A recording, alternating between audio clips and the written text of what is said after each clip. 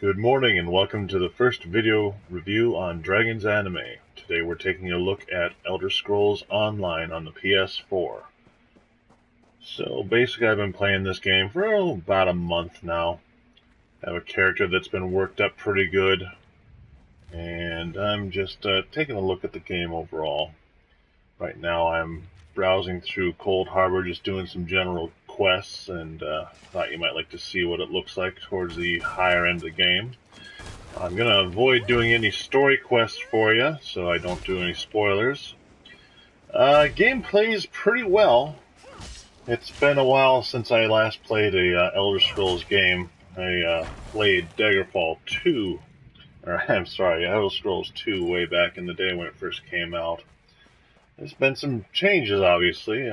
Real nicely detailed world that we're in. They always did excel at building a world. As I was saying here, the play control is pretty good. This is more of an action RPG than it is a more traditional MMO.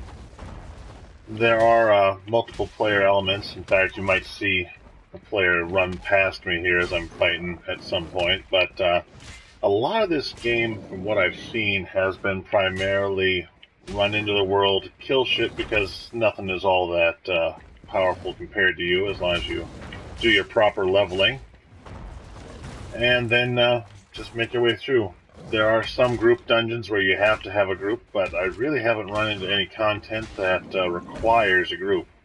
That's not to say there's not social aspects. You can do trades with other players, and there is a auction house system, one that I actually have a bit of a problem with because unlike most MMOs, it's not a unified auction house. Every guild can have its own auction house, and you can spend money, or the guild can spend money in order to purchase prime spots throughout the world. But the problem is that means that if you want to find a decent deal on materials, you can't do it because you have to go through the entire world and check individual guild vendors over and over. Let's finish this fight up here.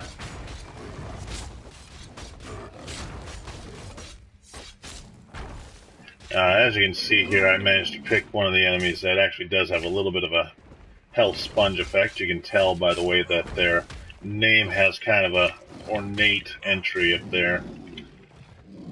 If I go find an enemy that's normal, you'll see that the name changes. Basically, the more ornate... There you go. There's a scorpion junk creature there somewhere. You can tell when an enemy is a higher level than it shows you by the ornateness of their nameplate. It's a nice little feature that kind of keeps you in the game. As I was saying, you can run around. Here's another player. Run around, pick stuff up. Plays pretty well. If I do have any major problems with the game, it's the fact that it's very much a game that was built to be not free to play, and they've changed it to be free to play. So they have a lot of this traditional spend ridiculous amounts of time getting stuff done, or pay money to get it done quicker. I've played EverQuest for 15 years, never ran into that problem in EQ. It's been getting more and more common though.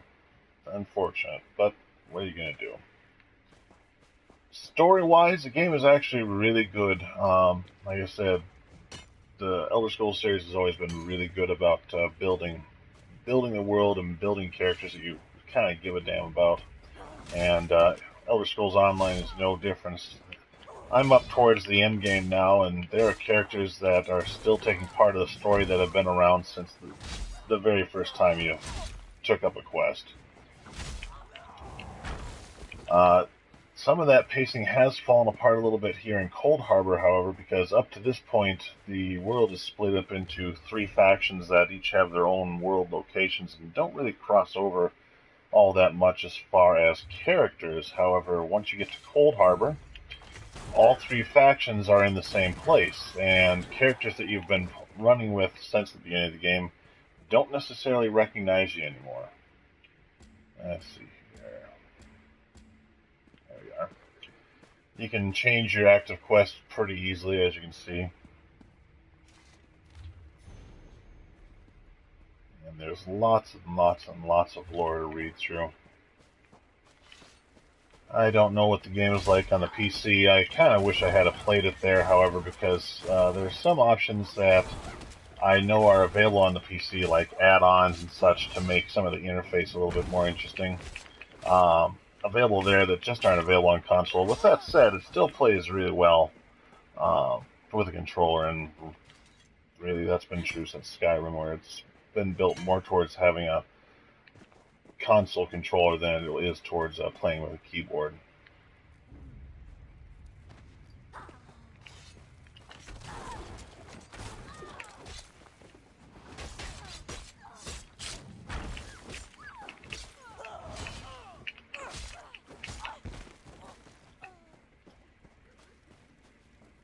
Let's see here. So I have a minute. Let's take a quick look at the inventory screen. As you can see, pretty straightforward options, sub-menus. I kind of don't like the way that this all, you have to drill down so far to get to certain things, but what can you do? Inventory is, I think, a big mess because there's no single unified view where you can see everything in your inventory.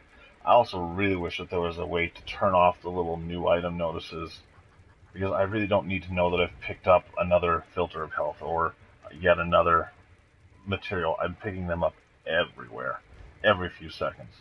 Another problem I have with this game is if I get to a shop during this review, you'll see that almost everything that drops has a zero value on it. You can't actually sell it for cash. The only stuff you can really sell for cash are items that actually have abilities, which are fairly rare to pick up, occasional junk items, which are also fairly rare to pick up, and anything that you steal. In fact, the only real way to get ahead cash-wise in this game is to do quests by the thousands, and of course you can only do a quest one time, or to steal the place blind, and that has its own problems because you only sell 50 items a day. With the basic skills, you can buy additional cells to the various fence vendors for skill points, but I'm not sure I want to waste my skill points for those.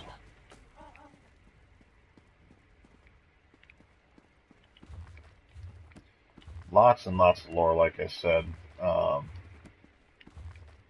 And sometimes when you open up a lore book, like with other Elder Scrolls games, you will get levels up on your skills.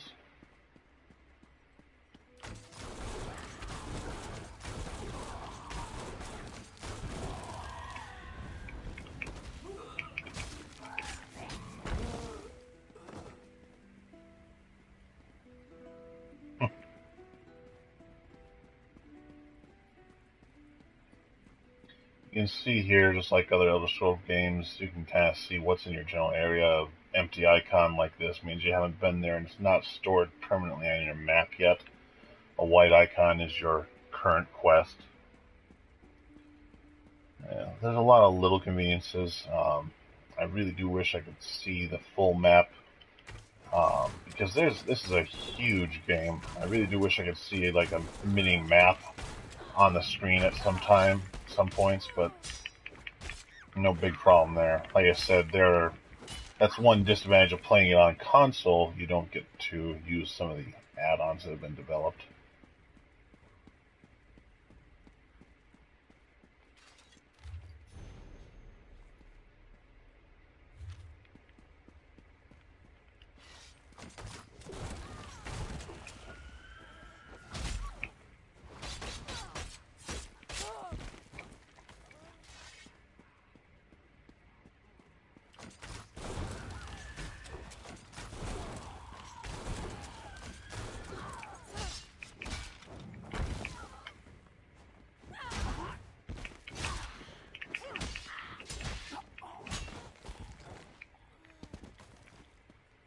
So as I work my way up through here, area design is pretty straightforward. Cold Harbor is a little bit duller to look at. After I finish this here quest, I'm going to run off to, or take a warp to a little bit more visually appealing area so you can see a little bit more of the world detail that's out there.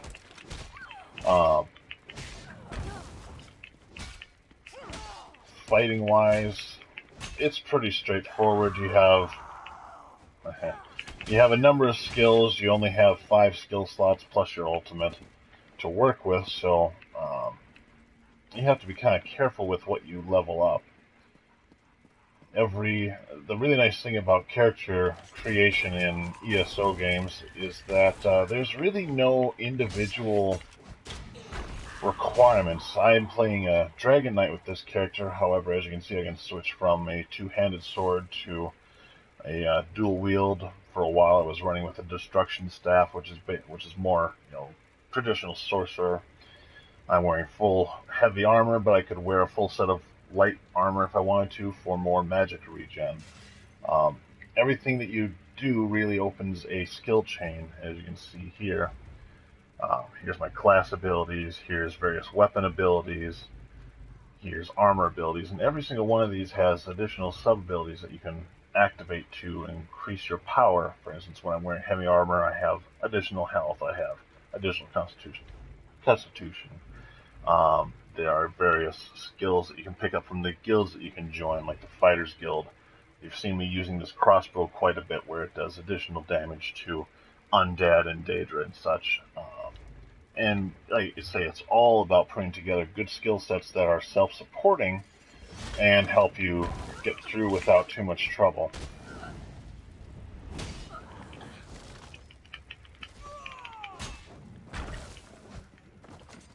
And apparently we have our river dancer, Daedra, here.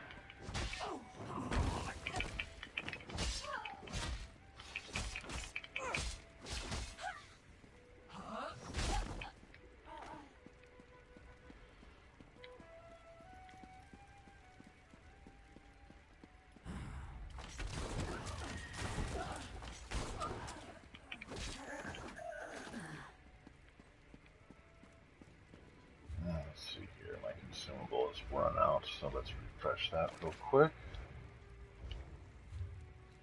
Like most RPGs these days, you can consume drink to speed up your regeneration. Where is the note? It must be above me. Yep.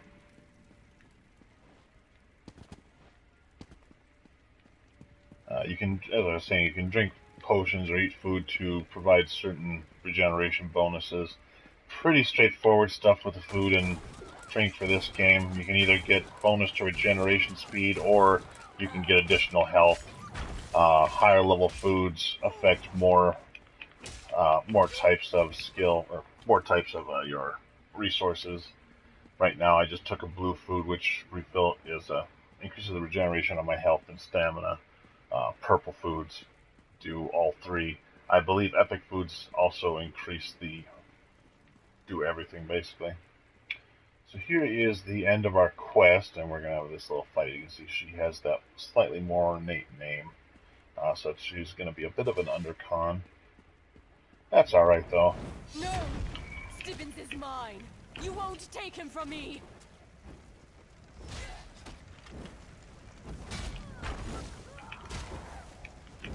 Ouch.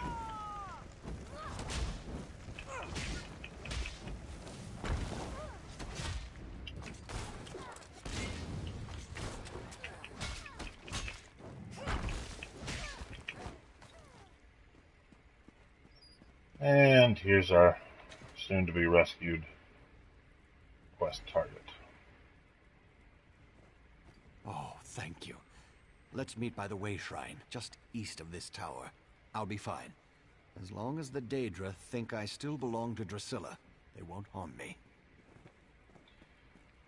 This game is pretty good about not forcing you to do an escort quests. Even when you do, the characters just don't die in general. They'll get real low, but they don't actually die. And generally there's an express route back out of the area. In fact, I really should have checked a little bit more carefully up top there. once you finish a quest, you don't have to go all the way back through just to get out. Let's take a look around. Respawn rate is pretty good, and they actually have the game set up so that there's no kill stealing in the game at all. Anybody can help anybody. Everybody has a chance at the loot without any chance of stealing a kill or stuff like that, which is kind of nice. But again, that kind of gets into the whole. It's not really an MMO in a traditional sense. It's more like a single-player game that just happens to have additional people running around in it, which isn't a bad thing per se. But like I said, I come from 15 years of EverQuest, so I really expect my MMOs to have other players running around, and I just haven't seen the evidence of the numbers of players to support that kind of gaming. Every once in a while, there are little mini dungeons and such where you do run into additional players, but just not to the rate that I was really expecting when I picked up the game.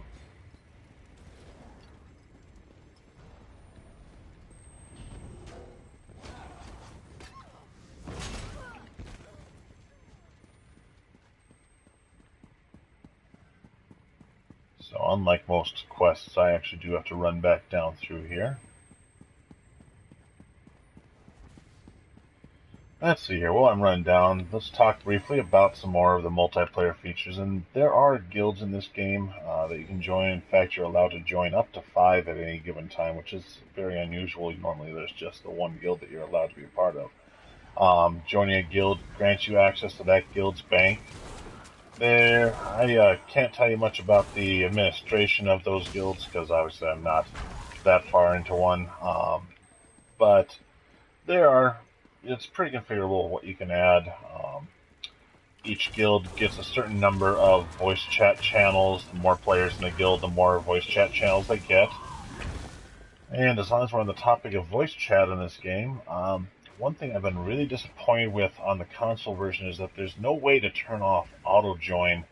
Vast majority of the time when I log in, I don't really want to hear the folks around me because I'm not really looking to buy or sell stuff as I come in. And the problem with voice chat in any game is that some people have good mics and some people have music playing in the background that you really don't want to listen to. It's kind of a pet peeve more than anything else, but it is there, and it'd be really nice if there were an option to disable the auto join when you first log in. Alright, we're just about to that way shrine here. Get there a little bit quicker.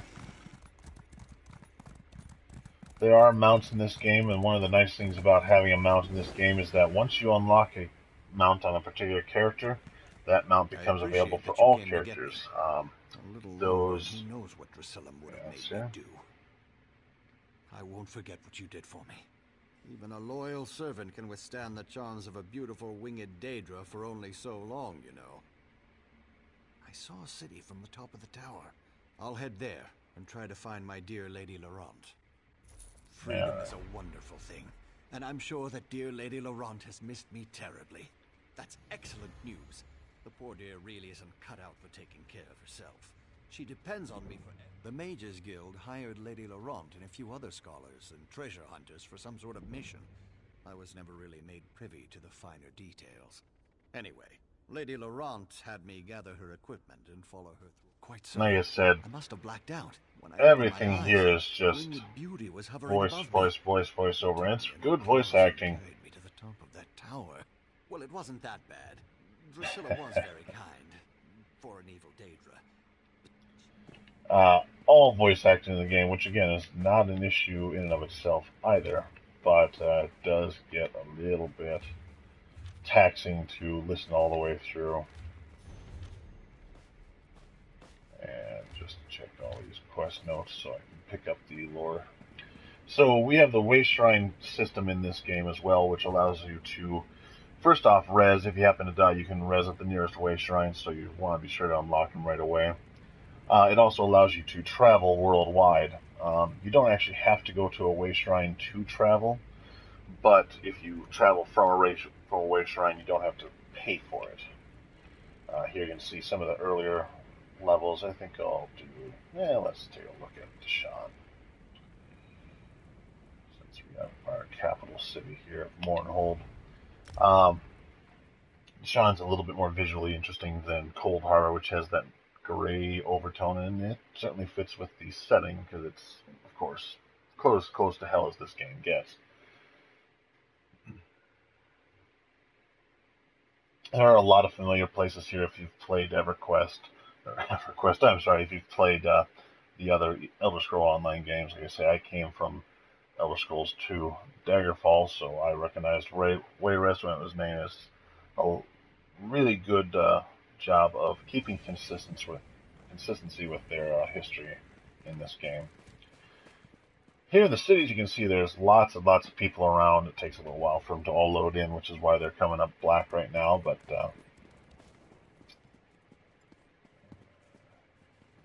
more stations to do trade skills at. You really get a better idea here of just how expansive this area is. You know, you can see off into the distance, and if I were to run far enough, I'd actually get much closer to those mountains, and you'd see them come up more clearly. A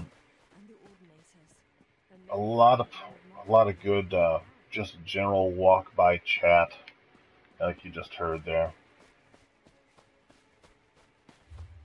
Like I said, you can also travel without using a way shrine. Costs a little bit, but nothing too horrible. Beyond the fact that there's no good way to make cash in this game unless you spend time to run around and steal it. Let's see, situation. That's a good one.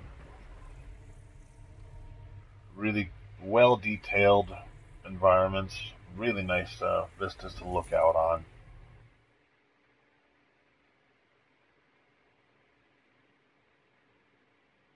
A few too many loading screens for my taste. I really I see these loading screens a little too often if I'm moving quickly from place to place. It would be nice if they were a little bit shorter, but nothing too horrible. I made the mistake of getting the disc copy of the game. I really would recommend picking up the online PSN Store version if you have the option. Decided to come here just because I want to kind of walk around this nice active volcano area. I personally love seeing a well-rendered active volcano area. It's really interesting to walk through visually and make for some interesting gameplay too, because of course you have to be careful.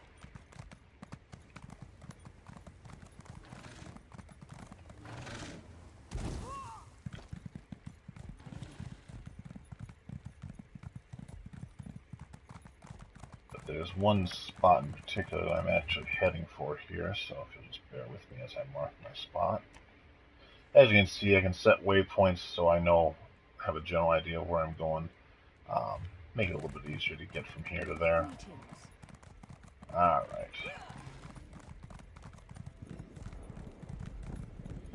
As I was saying with the horses, once you unlock one, it's available for all the characters you happen to create on that account. However, each character can also upgrade their mount in such a way as to make them run faster, allow additional carry space, and oh, I really shouldn't have done that. Oops. Well, that's alright, because as you can see, I'm about to head for a way shrine. That kind of illustrates one problem that I have with this game, is sometimes the jumping is a little bit twitchy. Individual dungeon areas also have mini way shrines like this, which is why I was rezzed here instead of one of the larger ones. Let's see. I need to go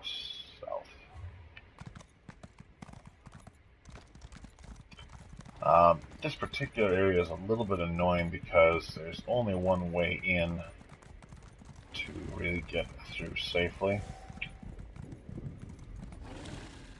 This is an active volcano, so obviously be a little careful as you run through. Yeah, that's what I was afraid of.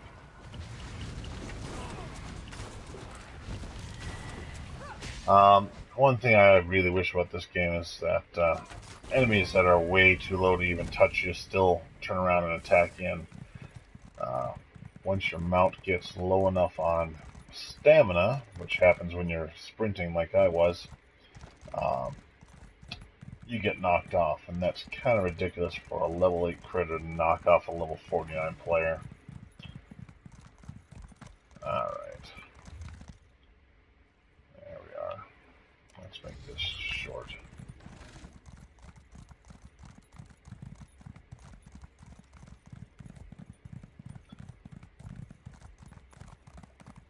As you work your way through quests, frequently you'll make certain areas much less hostile than they were initially. For instance, when I first played, all the ghosts here were quite hostile. As part of the storyline, you actually end up calming them. And there are a couple of, well, we're on the topic of the quest here, there are some real morally gray choices you need to make throughout the storyline, and they do affect the world around you. In the quest that calmed those ghosts, I also had the option of taking control of them to use them for um, defense against the invading army in this area.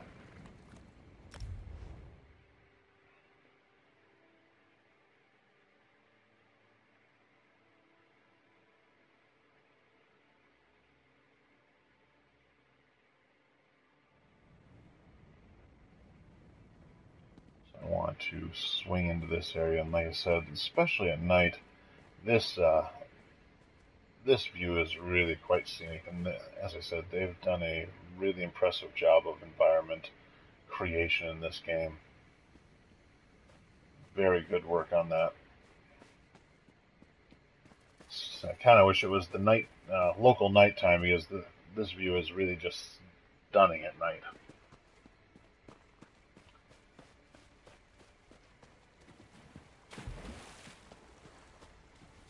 So anyway, that's really all I have to say about Elder Scrolls Online at the moment. It's a pretty solid game, especially if you're familiar with MMOs. Plays pretty well. Does have some inconsistencies on the console version that I think would be solved if it were on the if I were playing the PC version of the game, but still not too bad overall. Play control very solid, graphically just beautiful, and really well constructed world and history. Lots and lots of history in this game that they refer back to quite regularly. Definitely worth a pickup if you're into MMOs and you like, or even just plain RPGs. Because, like I say, a lot of this plays more like a single player game than an MMO. It just has some MMO features built into it. Take a look around. You might like what you see. This is JC with Dragons Anime signing off.